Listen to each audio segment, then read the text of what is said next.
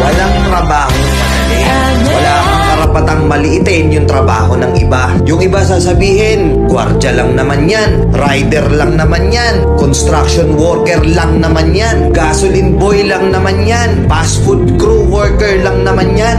Pucha, nagkaroon lang tayo ng maganda-gandang klase ng trabaho. Akala na natin kung sino na tayong entitled sa mundong to. Minamaliit natin yung mga taong mas mabababa yung sa atin.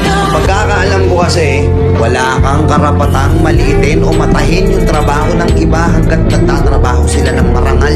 Walang trabahong madali. Lahat nagdadaan sa hirap. Lahat nagsasakripisyo. Kaya kung iniisip mong porket maganda-ganda yung trabaho mo, malaki-laki yung sinasahod mo, mamaliitin mo na yung mga trabaho ng mga taong nagtatrabaho na mas maliit yung sahod sa'yo. Mag-isip-isip ka. Baka bawiin sa'yo yan. Baka biglang bumaliktad yung mundo at sila naman yung umangat. Kahit anong trabaho mo, magpakumbaba ka pa rin. Bilog ang mundo, hindi palagi nasa taas ka. Kaya hanggat maaari sa lahat ng oras, magpakumbaba ka. Diba?